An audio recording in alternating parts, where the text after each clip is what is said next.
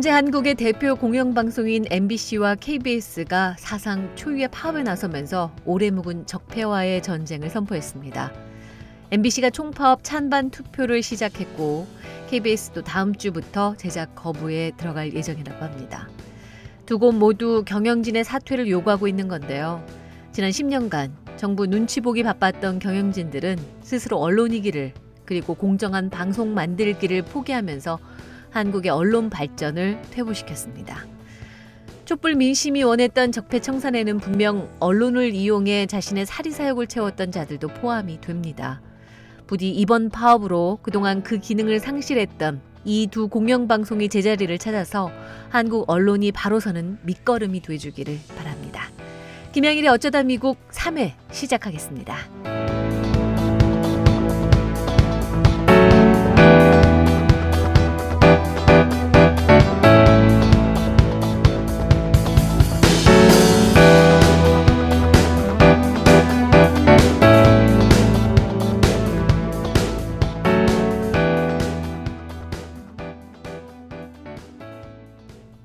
이번 주 해외 소식 전해드리겠습니다. 먼저 뉴욕 뉴저지 세사모 주최로 지난 18일에 뉴욕 주립대에서 그리고 19일에는 뉴욕 사이언스홀에서 다큐멘터리 노무현입니다 상영이 있었습니다. 상영회에는 이 영화를 제작한 최나경 PD도 참석해서 참석자들과 간담회도 가졌습니다. 그리고 다음 날인 20일 일요일에는 맨하탄 코리아타운에서 세월호 진실규명 정기 집회가 이어졌습니다. 더운 여름 2시간 동안 길에 서서 세월호 진실 규명을 외치는 시민들에게 따뜻한 격려도 이어졌는데요. 한 여성분은 집회 참가자들에게 시원한 차와 기부금을 전달해줬고 한 어르신은 시원한 거라도 먹고 하라며 백불을 건넸다고 합니다. 두 번째 소식입니다. 지난 25일 백악관 앞에서는 을지 프리덤 가디언 전쟁 연습반대, 미 트럼프 대통령 규탄, 북미 평화협정 체결 촉구 시위가 있었습니다. 미주 지역의 평화운동가와 단체들이 주최한 시위에서 참가자들은 을지 프리덤 가디언 군사훈련 중단과 북미 평화협정 체결, 항구적인 평화체제 구축, 주한미군 철수를 요구하고 한반도 전쟁 위기를 조성시키는 트럼프 정부를 강력히 규탄했습니다. 세 번째는 일본군 위안부 문제를 알리며 현재 미국을 자전거로 횡단하고 있는 트리플 A 프로젝트 소식입니다. 이 프로젝트를 진행 중인 조용주 씨와 하주영 씨는 지난 23일 워싱턴 DC에 도착해서 워싱턴 주재 일본 대사관 앞에서 수요 집회를 진행했습니다. 집회에는 희망나비와 정신대 대책위원회 분들 그리고 일반 시민들, 한국과 일본 언론들이 참석했습니다. 시위를 시작하자 일본 대사관은 검고 큰 문을 닫았지만 트리플 A 프로젝트 팀은 성명문을 낭독하고 일본 대사관 측에 전달했습니다. 대사관 직원은 고개를 내밀고 한 명만 들어오라고 했다고 하네요. 또한 이들은 정대위 분들의 노력으로 미국 내 가장 큰 카운티 중 하나인 페어팩스 청사 내에 자리 잡은 위안부 기린비도 방문했습니다. 그리고 오는 9월 1일 정오부터 오후 1시까지 뉴욕 주재 일본 총영사관 앞에서 트리플 A 프로젝트 팀 환영 및 합동 수요 집회가 있을 예정이고 오후 1시 반부터 3시 반까지는 유엔 본부까지 가두 행진도 할 예정이라고 합니다. 지금까지 해외 소식이었습니다. JNCTV에서는 여러분의 후원을 기다리고 있습니다. 화면에 나가고 있는 후원 정보로 여러분의 정성과 관심 보내주시면 유익한 방송을 만드는 데 귀하게 사용하겠습니다. 그리고 전 세계에 계신 분들의 광고 의뢰도 받고 있습니다. 자세한 광고 문의는 JNCTV 이메일로 문의하시기 바랍니다.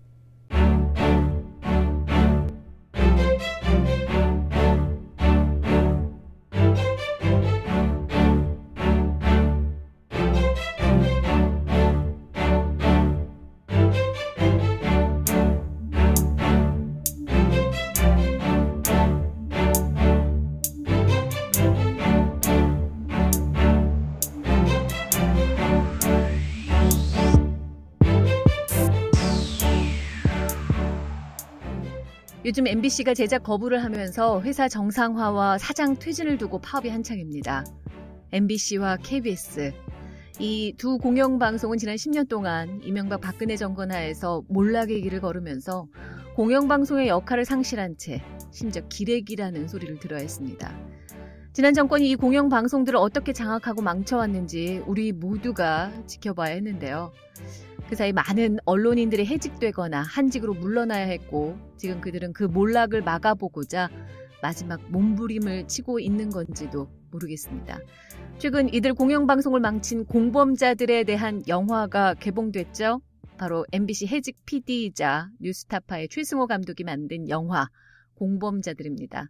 아직 해외에서는 볼 수 없지만 미리 최승호 감독을 만나서 영화에 대한 자세한 얘기 나눠보겠습니다.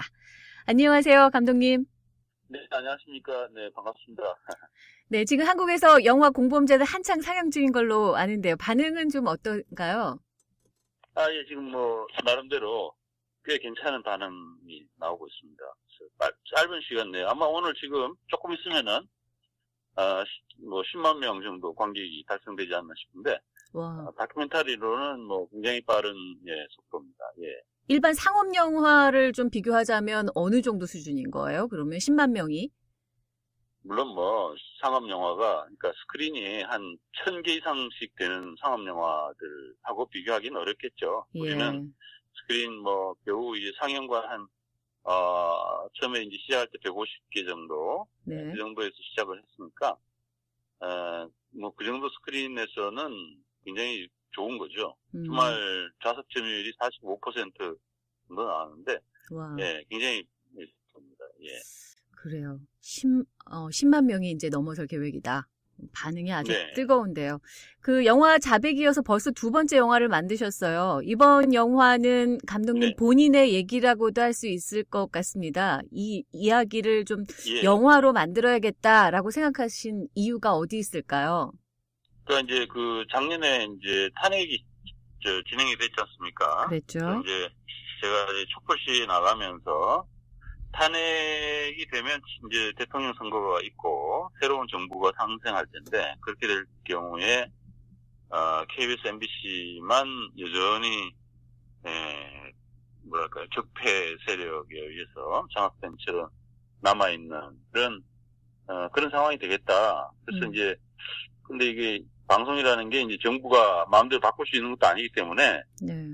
굉장히 문제가 되겠다 싶어서 우리 이제 국민들께 우리 방송 상황을 알리고 함께 이제 방송인들하고 힘을 합쳐서 공영방송을 회복해야 된다라는 것을 이제 호소하기 위해서 만든 겁니다. 예.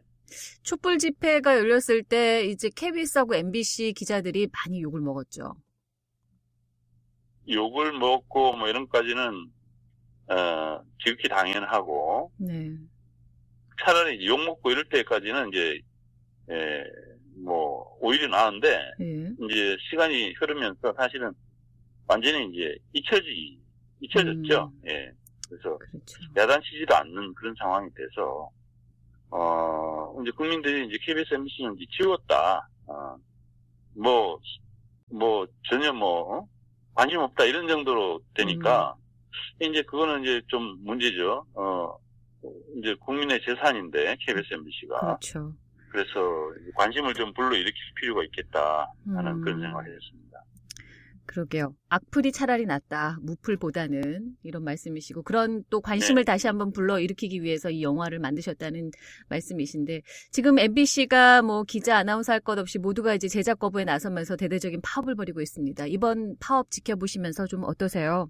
MBC가 이제 2012년에 170일 동안의 파업을 했습니다. 예. 그 이후에 이제 굉장히 많은 탄압을 받았고, 어떻게 보면 그 파업의 이제 트라우마가 상당히 이제 구성원들 뇌리 속에 깊이 각인되어 있는 그런 상태였기 때문에, 네. 지난 5년간 이제 어마어마하게 많은 탄압을 받으면서도 사실 이제 이렇다 할 강력한 싸움은 전개하기가 힘들었던 상황이었는데, 이번에 이제 다시 파업이라는 그 강력한 수단으로 전체 구성원들이 이제 다 결합이 돼서 제대로 한번 싸우는 이런 상황이라서 이번에 이긴다면은 아마 과거의 그런 아픔이나 이런 부분들을 극복하면서 새로운 MBC를 세울 수 있지 않을까 그런 기대를 갖고 있습니다. 네. 저는 이번 파업을 좀 보면서 이제 MBC에 계신 언론인들이 정말 벼랑 끝에 몰린 심정으로 이번 파업을 나서지 않았나 이런 느낌도 좀 들더라고요. 그만큼 아까도 말씀하셨지만 MBC나 KBS가 점점 국민들로부터 이제 무관심 속에 사라지고 있기 때문에 더욱더 그렇게 절박한 심정이 들지 않았을까 싶은데 감독님이 이번 영화를 통해서 말하고 싶었던 공영방송을 몰락시킨 이렇게까지 만든 그 공범자들 도대체 누굽니까? 가장 이제 중요한 그 공범자는 역시 이제 이명박 전 대통령이라고 봐야죠. 이명박 전 대통령이 정권을 장악하면서 그 이후에 공영방송을 자신의 뜻대로 좌지우지하기 위해서 KBS, MBC를 이제 망가뜨리기 시작을 했던 거고요. 네. 이명박 전 대통령의 그 지시, 그리고 그가 내려보낸 그 낙하산 사장들, 네. 그리고 또 그 낙하산 사장들이 유명한 간부들, 경영진들, 이런 사람들이 이제 대체로 이제 공범자들이다 이렇게 말할 수 있을 것 같습니다. 예. 영화 얘기로 다시 돌아가 볼게요. 영화 개봉도 하기 전에 상영 금지 가처분 신청도 받기도 하셨는데 영화 제작하시면서 어려움이 많으셨죠? 아니 제작할 때는 뭐 크게 뭐 어려움이 뭐 많았다 할 정도는 아닌데 네. 이제 시간이 많지 않았으니까 빨리빨리 했어야 된다라는 거. 예. 그 정도였고 그리고 이제 그 이른바 공범자들이 제대로 뭐 답변을 하지 않고 저희가 찾아갔을 때 이렇게 주로 이렇게 도망가는 이런 식이었기 때문에 네네. 인터뷰를 따기가 좀 쉽지 않았다라는 거 뭐 그 정도였고 예. 근데 이제 개봉할 때 저희가 이제 그런 일이 있을지도 모르겠다는 생각을 하긴 했지만 상영 금지 가처분 신청을 했어요. 네. 주요한 그 출연자들이 그 KBS 전현직 사장들이 이제 했는데 예. 사실 이 상영 금지 가처분이라는 거는 굉장히 사실은 받아내기가 어려운 겁니다. 원래 이 검열이거든요. 사전에 이렇게 상영이 되고 난 뒤에 이제 뭐 문제가 있으면은 소송을 한다거나 이렇게 구제받는 게 원칙이지 상영되기도 전에 상영하지 말아달라고 요구하는 거는 사실 그 법원에 사전 검열을 요청하는 거나 마찬가지인데 받아들이기 힘든 건데도 그들이 이제 신청을 했어요. 저희들이 이제 굉장히 많은 것들을 상영하면 안 된다라고 막 수십 군데를 지목해가지고 신청을 했었기 때문에 혹시 한 군데라도 법원이 받아들이면은 정말 이 작품에 흠이지 않습니까? 예. 그래서 조금 긴장을 한 것도 사실인데 어쨌든 법원이 다행스럽게도 그 모든 요구를 다 기각을 했습니다. 네. 그들의 주장이 이제 사실이 아니다 하는 그런 단호한 결정을 내려주셔가지고 어떻게 보면 저희 영화가 법원이 이제 상영되기도 전에 법원이 이 내용에 대해서 상당 부분 걸러주고 좀 이렇게 검증을 해준 그런 영화가 된 거죠. 그러네요.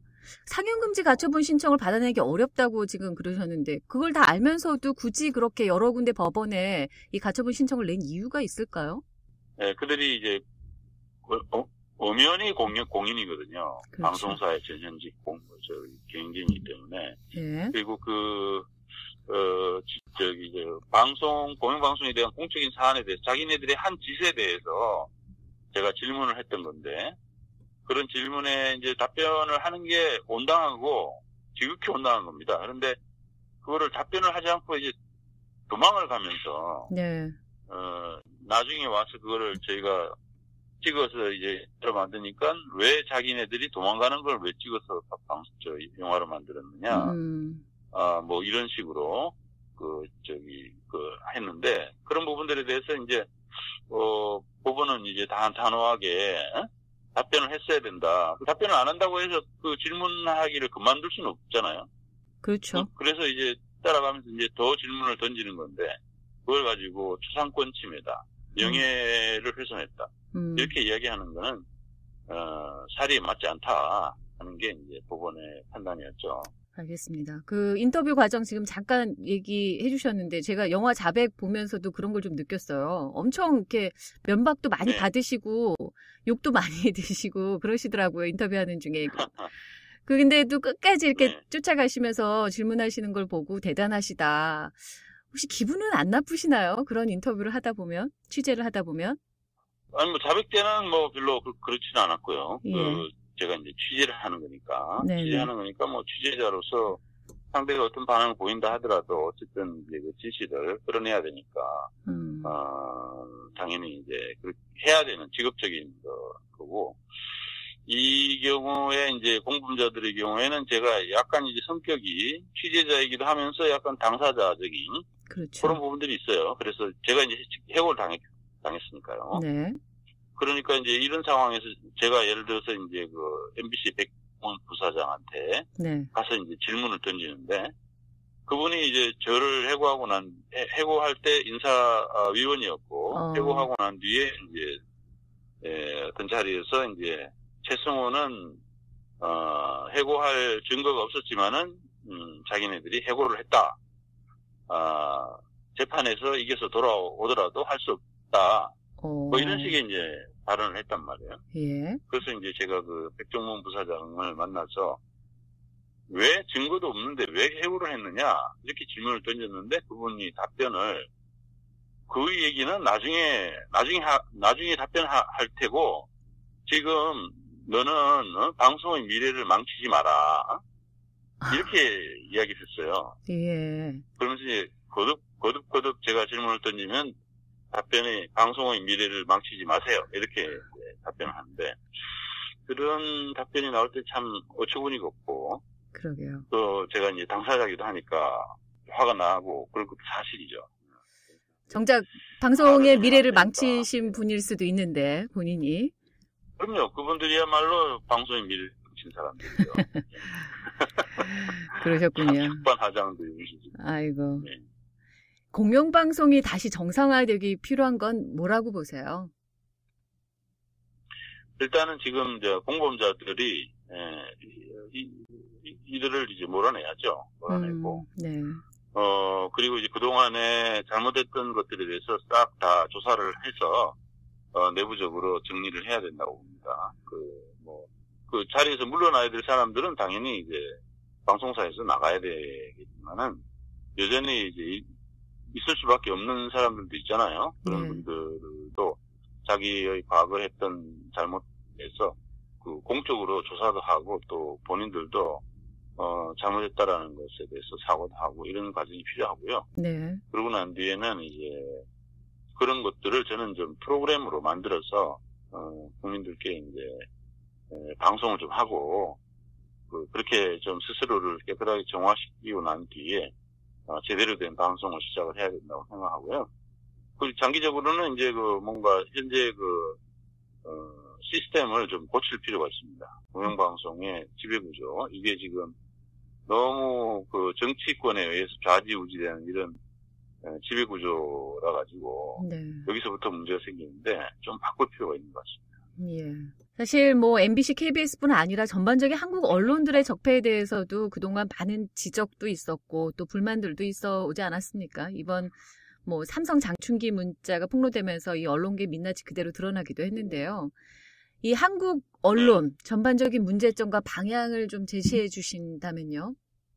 천상 아무래도 제가 생각할 때는 재벌에 의해서 소유되어 있거나 사적인 어떤 족벌에 의해서 소유되어 있는 이 언론들, 상업 언론들을 현실적으로 국민이나 정부가 어떻게 바꾼다라는 게 쉽지 않은 일입니다, 이게. 예. 그러니까 방법은 역시 공영방송이 국민의 재산인 공영방송을 온전하게 이렇게 깨끗하게 잘 바꿔놓으면 KBS, MBC뿐만 아니라 사실은 이제 YTN 그렇죠. 그리고 연합뉴스 예. 이런 곳들이 다 이제 공영 언론이다 이렇게 볼 수 있습니다. 네. 여기를 다 합치면은 상당한 정도의 영향력 나오거든요. 이 언론들을 좀 정상화시킬 필요가 있습니다. 이 언론을 정상화시켜서 나머지 이제 상업 언론의 폐해 같은 것들을 좀 견제하도록 할 필요가 있고요.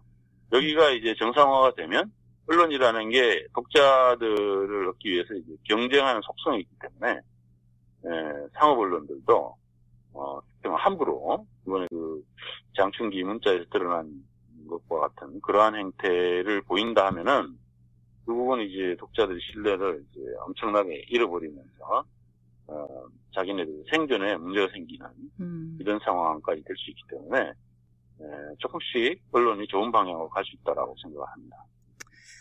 알겠습니다. 공영방송이 그러니까 모든 언론들의 기준이 돼야 된다 뭐 이런 말씀이신 것 같아요. 그 과거에 보면은 KBS, MBC가 좋은 신뢰도를 유지하고 있을 때 항상 MBC가 거의 전체 언론 중에서 신뢰도 1위 할 때도 있었고요. 그렇죠. KBS는 항상 영향력 1위였습니다. 네, 맞습니다. 그리고 이제 늘 결국은 이제 많은 우리 국민들이 방송을 그래도 믿었던 거죠. 신문보다는. 맞습니다. 방송이 나왔다 그러면 이제 만큼 그거는 맞는 얘기다 할 정도로 그런 시대가 있었거든요. 예. 그렇죠. 그런 정도로 이렇게 좀 복원을 시켜 놓는다라고 하면은 충분히 좋아질 거라고 생각합니다. 예, 그런 날이 반드시 다시금 돌아올 거라고 저도 믿습니다. 이번에는 좀 가장 궁금한 거 여쭤볼게요. 도대체 해외에서는 이 공범자들을 언제 볼 수 있는 겁니까? KBS, MBC 싸움이 막 벌어지고 이런 상황이라 가지고 해외 부분에 대해서 아직도 이렇게 구체적인 계획을 세우지 못했는데 지금 말씀을 들으니까 또 그런 게 필요할 것 같고 또 많은 분들이 지금 요청을 해 오고 계셔가지고 저희들이 이제 곧 그 해외 부분에 대해서 어떻게든지 해외에 계시는 분들께 보여드릴 수 있는 방법에 대해서 한번 검토를 해서 공지를 하도록 그렇게 하겠습니다. 자백 때도 공동체 상영이라든지 아니면은 펀딩하신 분들한테는 이렇게 그 파일을 보내드린다든지 또 어떨 때 제가 이제 직접 저 해외 현지로 가서 함께 이렇게 본다든지 이런 여러 가지 형태로 같이 이제 본 적이 있었는데 이번에도 그런 부분에 대해서 가능하도록 한번 검토를 해보겠습니다. 계획을 짜보겠습니다. 아유, 영화 자백 때도 직접 말씀하셨듯이 직접 오셔가지고 이제 교민들하고 영화를 같이 보기도 하셨고 그때 반응 굉장히 뜨거웠잖아요. 이번에도 네네. 직접 들고 오시면 좋겠는데요. 국내에서 어느 정도 이제 개봉이 좀 진행이 되고 조금 이제 이 여유가 좀 생기면 해외도 저도 가서 함께 만나가지고 국내 언론 상황에 대해서 같이 말씀을 좀 드리고 싶네요. 예. 알겠습니다. 아주 빠른 시일 내에 감독님 뵙기를 바라겠습니다. 영화도 볼 수 있고요. 혹시 다음 영화로 생각하고 계신 게 있으세요? 그래서 지금 당분간은 이제 MBC, KBS를 이제 계획하는 이 일에 좀 매진을 해야 될 것 같아요. 예. 저 같은 경우는 이제 그 MBC 해고자이기 때문에 지금 이제 해고 무효 소송이 진행이 되고 있습니다. 대부분만 남았는데 대부분에서 아마 몇 달 이내에 최종 판결을 내릴 거라고 생각을 하고요. 최종 판결은 틀림없이 해고 무효가 나올 겁니다. MBC 스스로가 증거 없이 해고했다고 인정했기 때문에 해고 무효가 나올 텐데 그러면 다시 MBC에 당분간 돌아가서 지금 이제 많은 그 적폐들이 쌓여 있는데 가서 좀 청산하는 작업에 저도 힘을 좀 보태고 그러고 난 뒤에 영화를 다시 한번 생각을 해봐야 될 것 같습니다. 그 해고 무효 판결이 나면 정말 MBC로 돌아가십니까? 일단은 해고자니까 다시는 이제 이런 일이 벌어지지 않도록 하기 위해서라도 일단은 좀 돌아가는 일이 필요하리라 이렇게 생각하고 있습니다. 뉴스타파 같은 경우에는 지금 이제 우리 영화에도 나옵니다만은 많은 사실은 그 해고자들보다도 스스로 이제 KBS를 그만두고 MBC를 그만두고 일을 하기 위해서 좋은 보도를 하기 위해서 온 기자, PD들이 많이 있습니다. 그래서 그리고 이제 또 공채로 또 지금 뽑은 후배 기자, PD들도 있고요.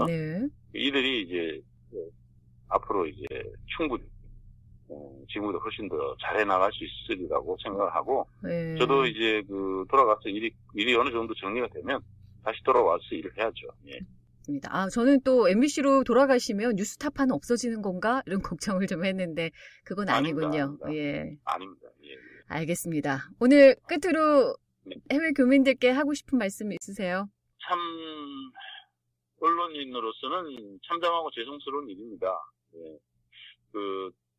지난해 사실 촛불이 일어났을 때 해외에서도 많은 교민들이 해외 현지에서 촛불을 들고 국내 우리 국민들과 함께 힘을 합쳐가지고 정말 참 훌륭한 일을 해주셨어요. 예.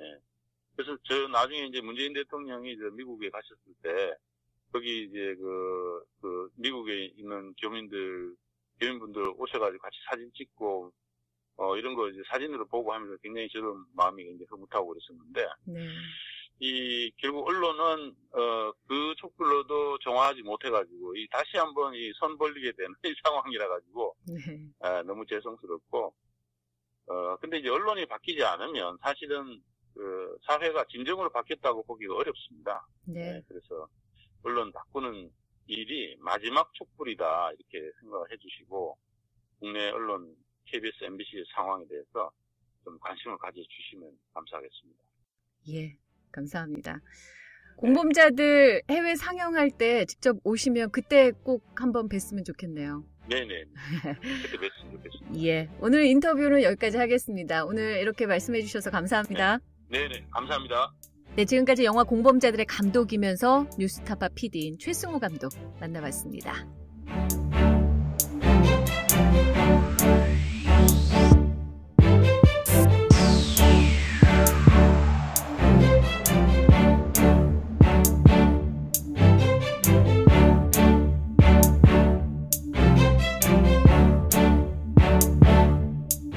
외신 브리핑 시간입니다. 오늘도 김대비 기자 연결돼 있습니다. 안녕하세요. 네, 안녕하세요. 오늘 살펴볼 외신은 뭔가요? 네, 오늘은 워싱턴 포스트가 지난 21일 내놓은 기사를 집중 분석해보려고 하는데요. 미러웹 후퍼가 쓴 북한에 대한 트럼프의 핵 위협 발언에서 알 수 있는 5가지라는 제목의 기사 분석입니다. 미러웹 후퍼는요, 클린턴 후보의 아시아 외교 정책 자문을 하고 있는 신미국 안보센터 CNAS의 선임연구원입니다. 민주당 쪽 사람이 쓴 기사라 트럼프에 대해서 그렇게 좋은 평가를 내리진 않았을 것 같은데 북한에 대한 트럼프의 핵 위협 발언에서 알 수 있는 5가지 뭐가 있는지 그럼 차례대로 알아볼까요? 먼저 첫 번째는 트럼프가 핵 정책과 전략을 무시했다라는 겁니다. 북한의 어떤 위협에도 대응하기 위해 트럼프 대통령은 핵 무기를 사용하겠다고 위협했는데요. 정책적인 관점에서 볼 때 이것은 전혀 뜻밖이라고 합니다. 심지어 냉전 시대에도 미국 지도자들은 단순 위협에 대응하기 위해 핵무기 사용 위협을 하지 않았었는데요. 이런 정책적인 관점에서 볼 때 트럼프의 발언은 어리석었다고 말했습니다. 듣고 보니 그렇네요. 냉전 시대 미국 대통령들도 함부로 하지 않던 말을 냉전이 사라진 지금 21세기에 그것도 아무 전략적 접근 없이 말한 것은 어리석었다. 한마디로 트럼프 대통령이 함부로 아무 생각 없이 말했다는 거네요. 네, 처음부터 꽤 강한 표현을 하고 있는데요. 두 번째도 역시 신랄한 비판이 이어졌습니다. 트럼프 정부는 핵 선언 정책에 대한 단일 의견이 없다라고 했습니다. 트럼프 정부의 국무장관과 국방부 장관은 성명서들을 고치려고 시도했지만 대통령은 종말론적인 신랄한 비판으로 성명을 반복했고 사흘 후 렉스 틸러슨 국무장관과 짐 마티스 국방부 장관이 다시 한번 적절한 정책을 서면으로 제출했지만 대통령은 핵 엄포를 하고 내각은 이를 진정시키는 패턴의 반복으로 신뢰에 금을 내고 있다고 보도했습니다. 예, 저희가 지난번에 북미 관계 외신 분석할 때도 이런 부분을 지적했었는데요. 후퍼도 같은 부분을 지적했네요. 참모들은 트럼프 대통령의 발언을 고치려고 노력했지만 트럼프가 독단적으로 밀고 나갔다는 얘기. 트럼프 정부는 핵 선언 정책에 대한 단일 의견이 없다. 참 한 국가의 정부가 이렇다는 얘기는 한편으로는 상당히 위험할 수도 있다라는 생각이 들어요. 그게 특히 미국이라면 더욱 그렇지 않을까 싶습니다. 네, 결과적으로 이러한 것이 신뢰에 금을 내고 있다고 평가한 것도 의미가 있습니다. 트럼프 대통령이 이렇게 행동하는 것은 자신의 신뢰만 떨어뜨린다는 것인가요? 세 번째는 트럼프는 연맹국과 적대국들을 상대로만 이야기한 것이 아니었다라고 평가했습니다. 보통은 미국의 핵신호가 미국의 적대국을 억제하고 동맹국들에게는 확신을 주기 위해 적국과 동맹국을 향한 메시지라고 생각하는데요. 이번 트럼프의 핵 엄포는 이 두 경우 외에도 다른 곳에 메시지를 주는 것으로 보인다고 평가했습니다. 그래요? 적국인 북한, 그리고 동맹국인 남한, 우리나라가 아닌 다른 곳을 염두에 둔 발언이었다. 그게 어딘가요? 네, 두 군데를 지적하고 있는데요. 먼저 월스트리트는 그 첫 번째로 트럼프의 국내 열혈 지지자들을 들었습니다. 7월 후반 백악관에서 본물처럼 터져나온 발언 후에 트럼프의 지지도는 급락했지만 화염과 분노 발언 이후에는 확실히 반등했다고 합니다. 국제관계 연구를 보면 많은 사례에서 국가 지도자들은 국제적인 메시지를 국내 정치와 결부시켜서 청중 비용을 만든다고 했습니다. 청중 비용이요? 정확히 어떤 뜻인지 좀 설명을 해주셔야 될 것 같은데요. 네, 청중 비용은 국가의 지도자가 대외 경고를 행동으로 실천하지 못했을 때 국내 정치에서 감당해야 할 부담을 말합니다. 특히 지도자들이 대외 경고를 실천하지 못하면 자신의 신뢰도에 타격을 입기 때문에 다음 선거에서 영향을 받지 않기 위해서라도 실천할 수밖에 없는데요. 그래서 경고를 받은 상대국은 그것을 받아들일 수밖에 없다고 합니다. 그러니까 이번 사건 같은 경우에는 미국은 청중 비용을 유발하는 핵 공격 가능성을 언급함으로써 북한을 압박시켜서 반응을 이끌어냈고 북한이 꼬리를 내리길 트럼프 대통령은 원했겠지만 북한은 경고를 받아들이지 않았고 반대로 괌 타격 방안 검토로 맞대응을 했으니까 결국 청중 비용 만들기는 실패한 것으로 보면 되겠네요.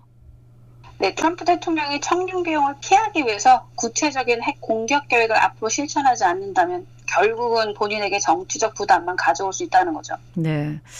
세계 제1국가라는 미국 대통령이 전 세계를 볼모로 한낱 자신의 인기를 위해서 이런 발언을 했다는 게 좀 어이없기는 합니다. 자, 두 번째 대상은 어딘가요? 네, 바로 중국인데요. 트럼프는 중국이 미국을 위해 북한 문제를 해결해 줄 수 있을 것이라고 오랜 동안 믿어왔었고 아마도 이러한 협박으로 중국이 놀라서 다루기 힘든 북한을 단속해줬으면 하고 바랬을 것이라고 분석했습니다. 네, 근데 이건 트럼프가 실패했죠. 중국이 전혀 움직여주지 않았는데 사실 북한이 중국말을 들을 것이다라는 건 미국의 착각처럼 보이기도 합니다. 예, 오늘 외신 브리핑은 워싱턴 포스트지의 분석 기사죠. 미라랩 후퍼가 쓴 북한에 대한 트럼프의 핵 위협 발언에서 알 수 있는 5가지에 대해서 분석해드리고 있습니다. 자, 이제 3가지 했고 4번째 평가 알아볼까요? 네, 4번째는 트럼프는 미친 사람처럼 행동했고 북한과 중국은 침착했다입니다.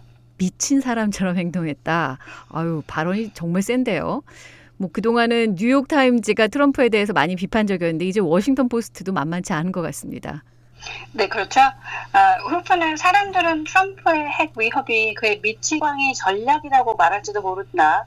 말로만 그칠 가능성이 농후했지만 그는 벌을 주겠다는 말로 적들에게 복종하라고 겁을 주었다.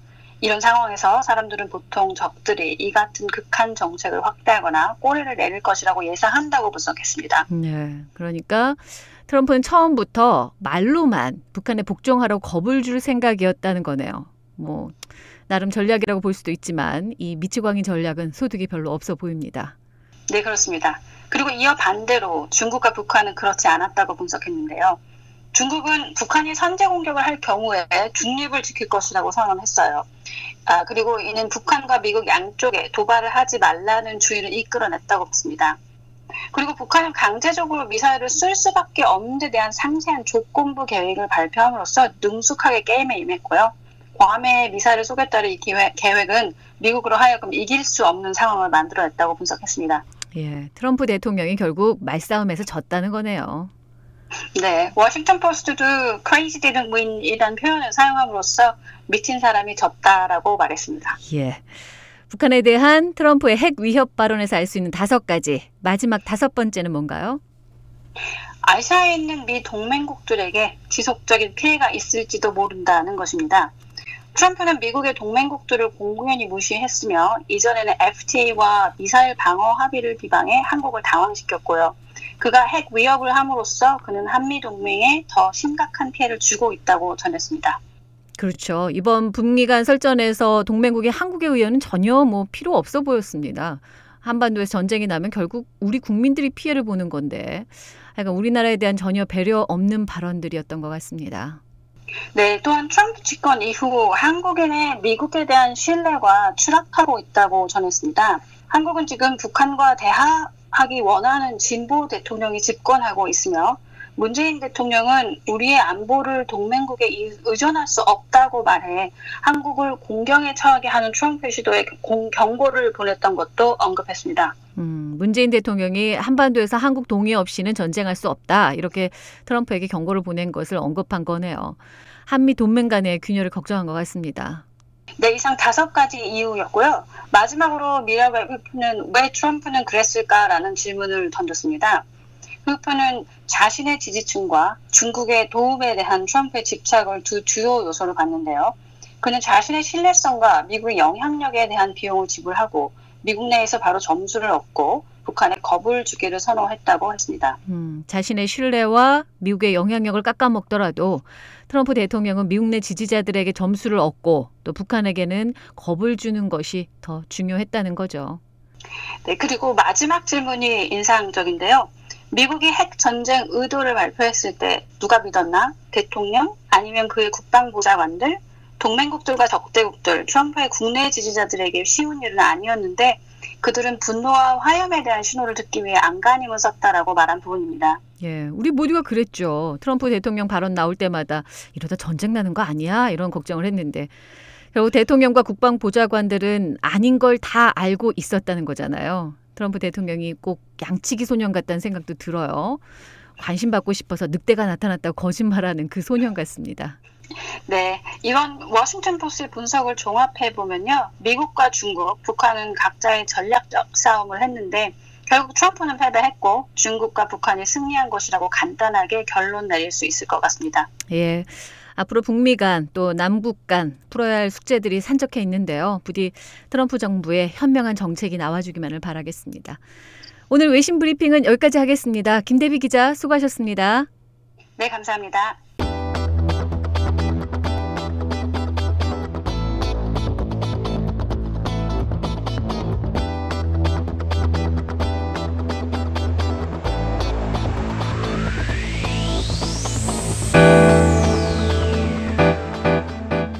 삼성 이재용 부회장이 1심에서 징역 5년을 선고받았습니다. 이렇게 되면 박근혜 최순실의 뇌물죄 적용 여부에도 파란불이 켜졌다고 할 수 있는데요. 여기에 대해서 전 세계 언론들도 아주 비상한 관심을 보이고 있습니다. 다음 주 어쩌다 미국 외신 브리핑에서는 이와 관련한 외신들을 분석해 보겠습니다. 오늘 어쩌다 미국은 여기서 마치겠습니다. 김양일이었습니다.